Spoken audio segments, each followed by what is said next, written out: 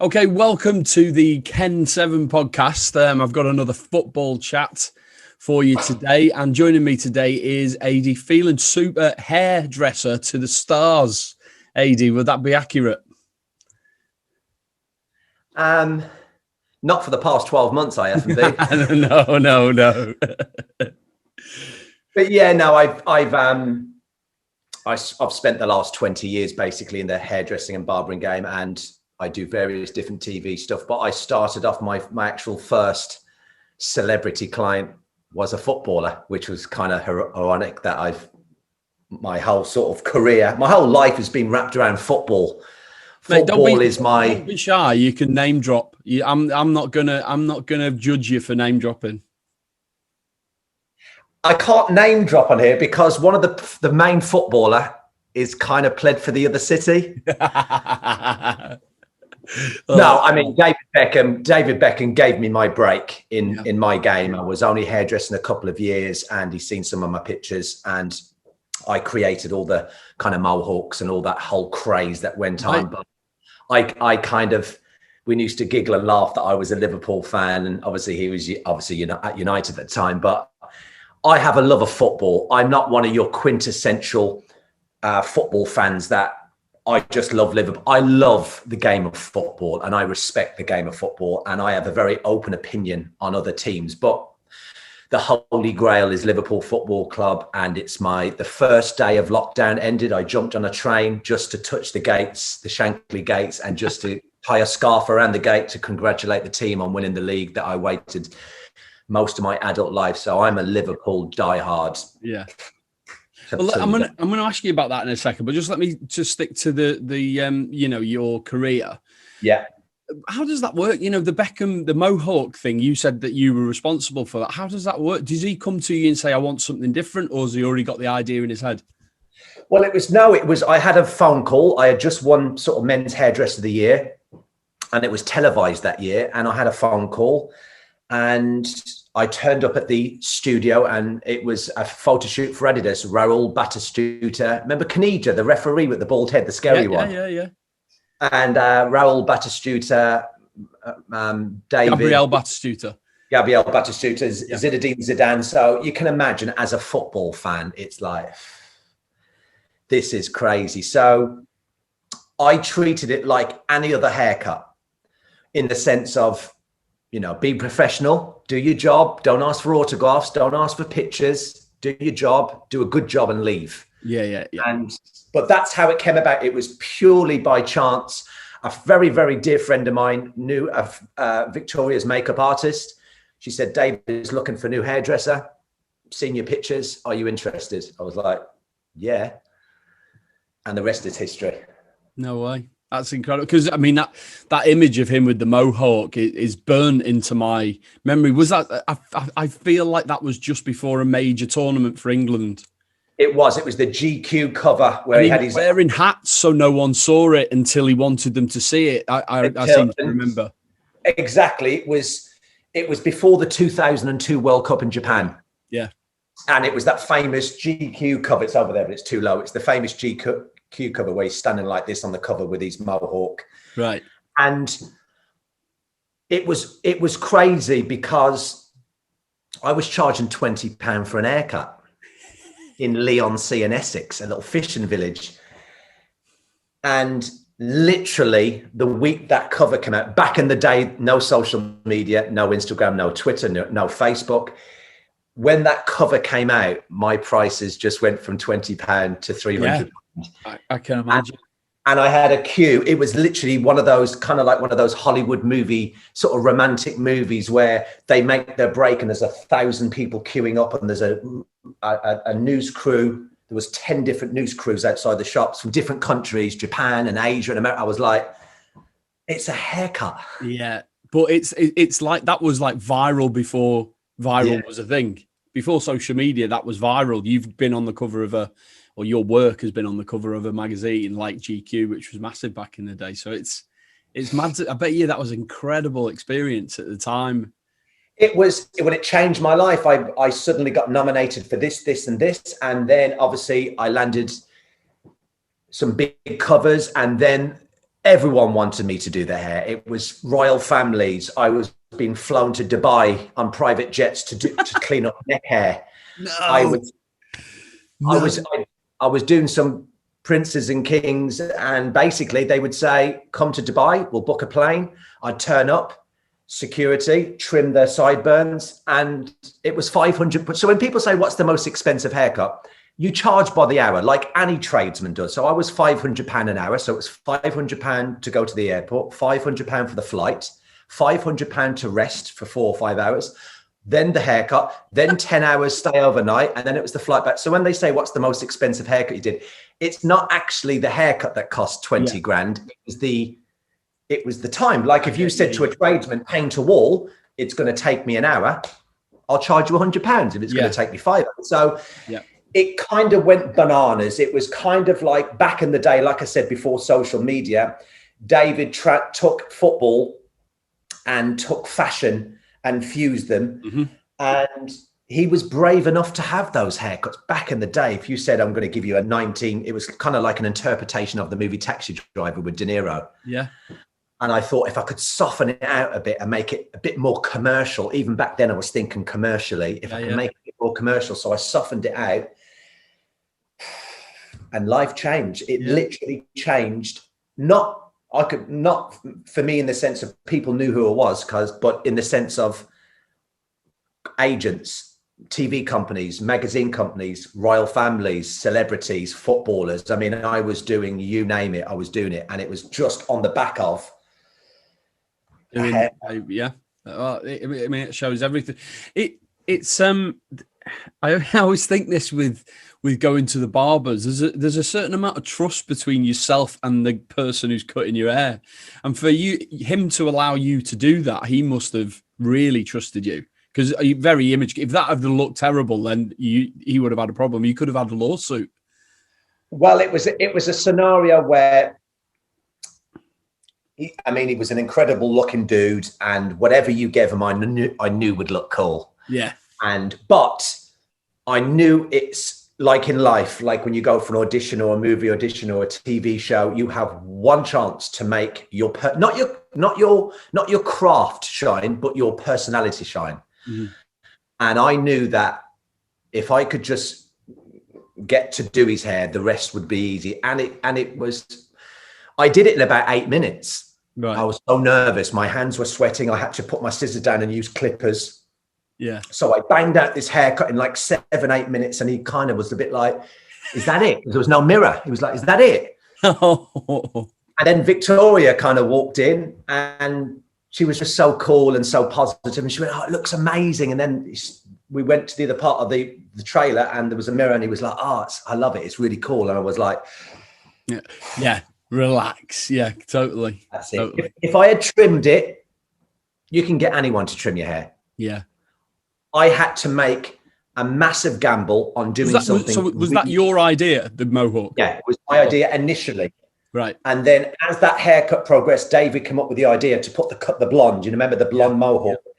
And then I started putting the scars in and the fades. That's when fading is the biggest thing in our game in barbering. But I put that first really sharp fade in, that old 1950s fade with a 1990, 2000 Mohawk attached to it. So it was kind of like, I took 3 things, a bit like what you're doing with the fashion, with the clothing. It's taken a great concept and putting a modern twist with it, and that's all it is. I didn't create it. I recreated, rehashed it. It's like songwriters borrowing. It's like songwriters borrowing from different songs. There's influences everywhere, and people might call it stealing, but it's being influenced at the end of the day. There's there's nothing original nowadays, but it's a rehash. Thank you for saying that. Yeah.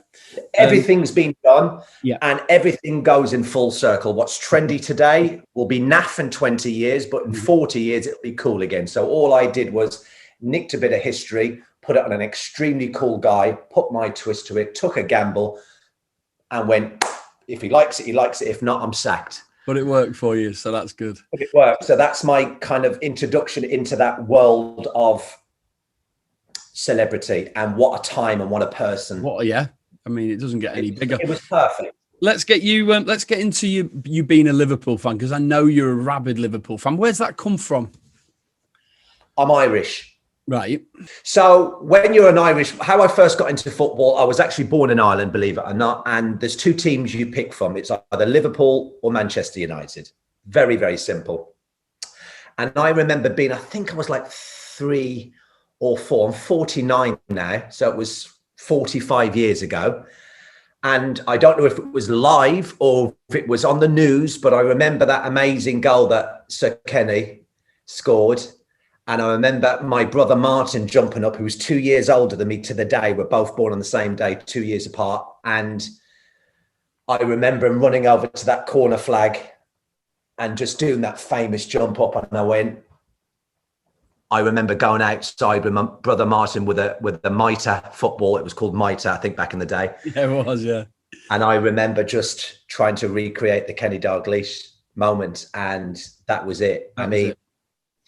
I fell in love with football then, but then the first time going to the ground, I'd been to many, many, many, many football grounds, but going to Anfield, it was like going to church as a Catholic boy on a Sunday. Okay. It was walking into the cathedral of sound and love and the cop.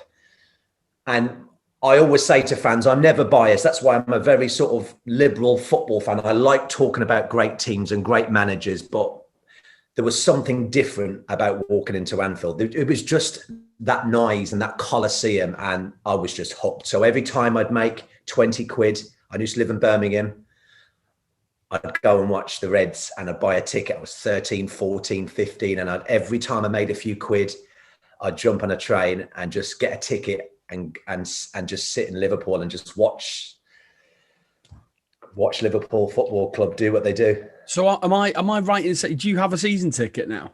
No, I don't have a season ticket now. Last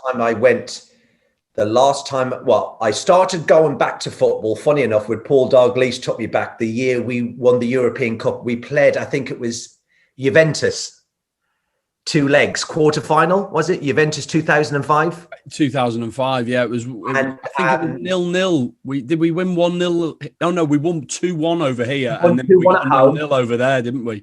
Yeah. And I remember Paul taking me, and we left the ground about 30, 40 seconds. And I remember saying to him, I've been for years, brother, this is incredible. And that, because it had been like 7 or 8 years since I had been. And then I just go now, the guys from Sir Thomas, the Flanagans, invite me down. Ah, right. I went to the magical Liverpool v Roma when we beat them 5-2 in the end. We were 5-0 up after about an hour. It was unbelievable. It was just breathtaking, wasn't it? Breathtaking, watching Salah do his thing. And I remember getting a taxi there and a taxi home, and my mate's like, "Are you mad?" I went, "You told me about that. You got a taxi back to London." Yeah. Taxi there, taxi back. And my mate's like, "Are you mad?" I went, "Listen, I'm not a quintessential football fan. I went on my own. I didn't drink loads of beer. I didn't have burgers and pop. I just sat in that auditorium with my agent, funny enough, Dave Reed, and we sat there. And it was just an amazing feeling, that game, mate. It was an amazing... The only negative part about that night is Oxlade-Chamberlain damaged his leg, do you remember? Injury, yeah. I was at that game. Were you at the game? I was at the game, and I just remember, because I always sit with my cousin and my uncle, and I just remember looking at them and going, it was disbelief that in such a big game we were that good. You know, it was utterly breathtaking football that we were playing, and it was just a shame that you forget that Alisson was in goal for them that night. Yes, I know. You know, and you couldn't imagine him conceding 5 goals because of how good he is, but we were just that good, weren't we? And it was just a shame that we lost 2 goals towards the end of the game, just tainted a little bit. But it saw us through that. The second leg was a non-event, really. It's funny talking to you about that exact thing you've just mentioned. We got a bit worried when we let Liverpool were normally hanging on a shoestring and were worried about a 3-goal deficit. But that's how spoilt we are under this current regime. We are spoilt. We're spoilt. That's why I know you're asking the questions, but I waited most of my adult life for what happened last year to happen. Mm. And yes, we wanted to be in the ground. And yes, I would have been camped outside for a week if we had a chance to get in and celebrate. But we need to realise what is happening at Liverpool. It's forget the football on the pitch, the organisation off the pitch, the recruitment. I'm trying to think of the last time we made a bad signing. Well, I can think of one, but I think he's going to come good. But we have just got an amazing setup. I go on to other, you're going to laugh at this. I go on to other football platforms to listen to the banter like United Stand, and we are blessed. We are on a platform today where it's very, very hard to criticise Liverpool Football Club, because I love the way the club's ran. I love the way it's managed. I love the signing processes. We're always consistent. We have a great fan base. We're staying at home in that amazing stadium. We're building it and building it and building it. And it just feels good. It's always felt good to be a Liverpool fan, even during those 20 years of pain. I think, Adee, the thing was, I remember through, say, through the 90s and the early 2000s, I remember being a fan going, looking at other clubs and going, why aren't we more like that? You know, they've got the shit together. You know, look at Man United. They planned that ground properly. Why aren't we more like that? Or why aren't we more like this? And now I think the biggest compliment we can pay FSG is that we're that club that people look at. Like Man United are certainly, maybe they're getting back up there now, but they're certainly over the last few years looked at us and gone, why aren't we more like them? I wish our owners were more like that, certainly. And that really is testament to what they've done. I think you would agree, wouldn't you? Listen, I'm a very, very honest speaking person. That's what's got me into so much trouble in my career and for my opinions. I have not got a single bad word to say about the current ownership. Everyone at the end of last year, a lot of other fans were like, oh, they haven't reinvested heavy enough. If it's not broken, don't fix it. Sir Alex used to get one player in every year, a key player, and get that player in. We have built an amazing team, not superstars. We have got an amazing team. We've made them into superstars, though, haven't we? Some of them we've bought. Mane, Salah, Robertson, Wijnaldum, Robertson. You know, we've made them into superstars. We've bought them in a very, very canny way, haven't we? I mean, when I think about our bill per client, I say it as bill per client. That's what I say in the hair world. You took at the outgoings and the incomings, we are like 9th down the league for spend, because we've spent clever. And if we were to sell our team now, I mean, our front three are 70, 80, sorry, I apologise. Salah, you're talking 100 plus. Mane, who's my favourite Liverpool player, is 100 plus. You got Firmino, 75 plus. You got Van Dijk, what's he worth? Trent, Robertson, Malden. I mean, I can go on and on and on. I never criticised Liverpool, but there was a time when certain individuals carried our club. Steven Gerrard, Jamie Carragher, back in Souness, Dalglish, Hansen were the pivotal 3 integral players, Grobler to a degree. Now we have a team of stars. We have a team of players, apart from a bit of niggling I see between Mane and Salah, which I kind of like. I like hunger. I like people that want to score goals. If everyone's hugging and kissing, I think you need a little bit of bitterness. I think you need a little bit of aggression. I think you need to be a bit hungrier than the other striker. That's not a bad thing. Well, look, I mean, the only analogy I can use with that is it's like Lennon and McCartney in the Beatles. Hugely competitive. Basically, with each song trying to outdo each other. Yes. And what you then get is this amazing songbook of incredible songs, because it's the competitiveness that's driving them as well as their talent. And that's certainly, I mean, I think it's worked for us in the past with Salah and Mane. This season, less so. Salah's been as good as ever, and Mane's had a bit of a poor season. But I mean, that can only be down to the rest of the team as well. I mean, let's get into this season. I mean, how have you? There's 2 things I want to ask you. First one is, what do you think about the season? The second one is, how has it affected you as being in lockdown and watching football, having to watch on the telly and not having that outlet of going to the match? To answer your first question, how I think this season has gone.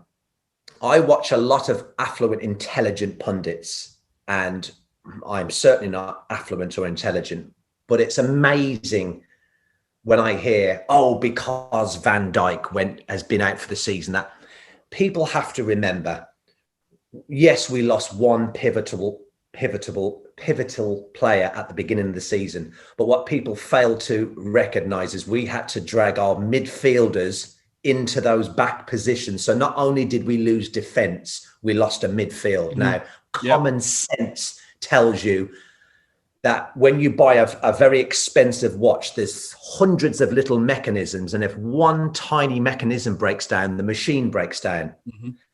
And I think that considering the injuries, which every team have, I hate weak fans that have weak excuses about we have injuries. We have not just had injuries. We have had a complete breakdown of our team, of our structure. And when you take out Van Dijk and Matip and Gomez and Henderson and Oxlade-Chamberlain, I can go on and on. And on top of that, you lose 5% or 10% of form. Or when you talk about Mane, Salah, Firmino not being on fire, the reason they haven't been on fire is because the press, I don't think the confidence is there to be pressing like we were for the last 3 seasons. Listen, it's common sense. 97 points, 96 points, whatever we finished on the year we won it. 3 consistent years, European club, Club World Cup, Premier League Cup. I think it's a blessing that we've had that. Van Dijk's had a year off and a break, to be honest. This is me now looking at it. This is me being really realistic. I argue about other fans about their stadiums. Listen, every stadium is missing their fans, but believe me, I will fight this argument till I'm blue in the face. Liverpool, out of any other club on the planet, needs fans. And you ask any sensible professional football manager that is willing to answer that question honestly, when you always hear it when Chelsea and Arsenal and Barcelona and Real Madrid come to Anfield, they go, wow, what an atmosphere. Yeah. You know, what an atmosphere. We have missed our fans, yes, but everyone else has. But I truly believe that this year is a blessing. Van Dijk is going to come back healthy, fit and rested. 3 years of what he did. Mane, 3 years of that. Firmino, 3 years of that. Trent and Robertson, 3. The human body cannot deal with that. I think it's a blessing that we have had a year to recoup, to regenerate the players that have done what they've done for us. And I'm quite happy to sit out a year and go, whatever, the hoodoo's been broke. We're still Premier League champions. We're Club World champions. We're European champions last year. We are now back consistently performing this year, average at best. But when you take away all those things, not just Virgil van Dijk, it really upsets me. When you take away the massive amount of injuries, the no fans, I'm very happy. Shankly always said, you know, it's don't just support the fans when they win. It's how you support the team when they don't win. I have never criticized. I've criticized individual performances. I'm not one of those fans that get greedy. I'm extremely happy with the team. I think we're going to make some key signings this year.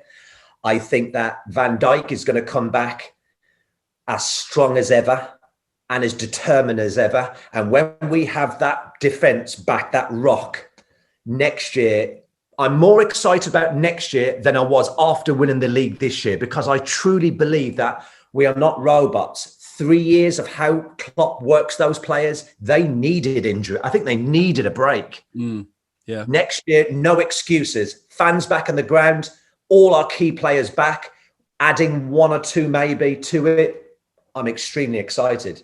And not being able to go to the games, not being able to celebrate the league after 30 years of pain. Liverpool Football Club, as much as I love it, has cost me marriages, relationships and business, because I'm just not a 9-to-5 and that goes to an occasional game. I'm obsessed with the club. But we're Premier League champions. And we did it in style. Yeah.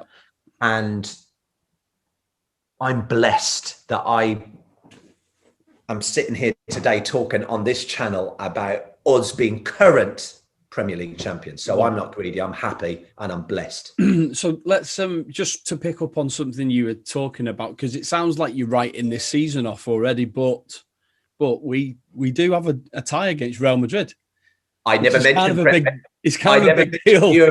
I never mentioned European Cup for a big reason, is because back in 2005, I think I remember us coming 5th in the league behind Everton and going on to win the European Cup 3-0 down at half time. So I think there's your heart as a Liverpool player, and then there's your head, and then there's the honesty behind it. I truly believe if there was ever a time to play Real Madrid, it's now. Interesting. If there was ever a time to play Real Madrid, it's now. And a lot of teams playing Liverpool now will think, oh, the mighty Van Dijk, Henderson, Matip, Gomez, these boys end on fire, 20-odd points, whatever it is, behind the league. This is Liverpool and not the team, no fans.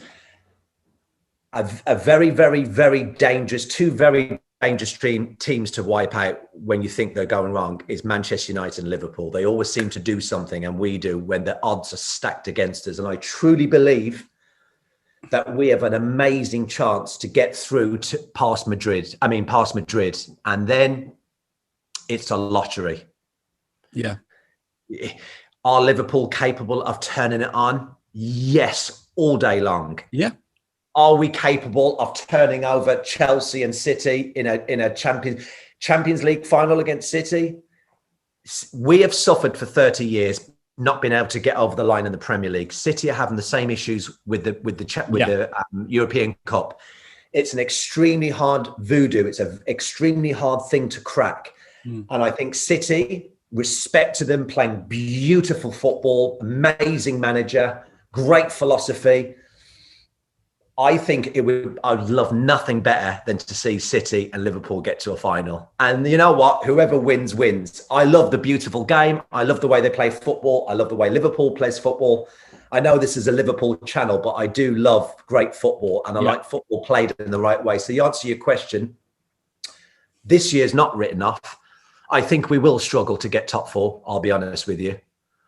And the only tiny, tiny negative of that is, if we want that key signing, a Sancho or a Mbappe, will they come to a Liverpool that's not in the Premier League, in the Champions League next year? But then I go Klopp, Anfield, the squad, the history, the ground, the philosophy, the way we play football. Yes, I do believe they'll go. It's one season. Yeah. So I don't think it will stop us signing key players. And I'm not writing off this season, but I'm an optimist, but I'm also a realist. I think it will be very difficult to get in top 4. But saying that, 9 games, 10 games? Yeah, 9 games left. 9, that's 9 and 3, 27 points. Well, I said to someone yesterday, the Liverpool we know, the Liverpool we're watching at the moment isn't the Liverpool we know. That team needs to rediscover itself. Now, should it rediscover itself, it's perfectly feasible to say that we could go on a game of eight unbeaten, or certainly win 8 of the 9, or 7 of the 9 we could win. I was wondering whether that was enough points to get us in the top 4, and it might just be, but we'd have to see. The thing that's going in our favour is everyone's beating each other. I mean, Sheffield United beating United, us losing to Fulham. You've got Man City before Man City got on their run, I went, oh my God, City's out of this. And then, like Liverpool, that's why I love talking about City, because I don't feel as if I'm bigging up. They play the same football. You can talk about formation and how they sort of attack the game, but we play the beautiful game in a beautiful way. And that's why, when those last 5 games come, as you know, teams will start to rattle. For Liverpool, it's been a consistency, getting into top 4, doing well, being at the top-ish towards the league. I think this year we need 1 or 2 teams. I think Leicester are that team that can play beautiful football but can suddenly lose 2 or 3. Chelsea, I think, look very attractive. You do, I think they have I think he stepped in And this is what I mean about great managers. They can look at a great team and go, this just needs a bit of tweaking. It's like, I can't even believe I'd say this in a conversation, but if Klopp went to United, what he would do to that team. I think United have got great players. I just think you need special people to motivate and tweak. So I think we're 50-50. I'd go, if someone was saying and take an odds, I'll go 50-50. Let me say this to you. If, let's say, do you think we can beat Arsenal in the next game away from home? 1,000,000%. Okay. So should we win the next home game after that, which means we've just won the last 4, do you think our lads will think, right, we're back. Watch us go now. I think that those 2 next games, we won the game against Leipzig, and then we won the game against Wolves. We then got Arsenal. We got Arsenal away, and then we've got a home game after that. Yeah, I think who it is. Should we win those 2 games? I think that'd be enough to repair their confidence. Yeah, I think what we need to do is even go on a 2 or 3 win run and a draw. Maybe a couple of wins, draw. I don't think it'll be 9 wins. But what I do believe is we just need those other teams.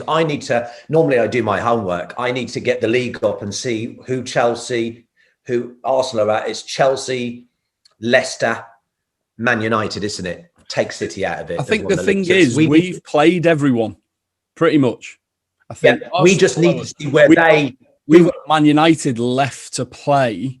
Everyone above us, we've played twice, I think.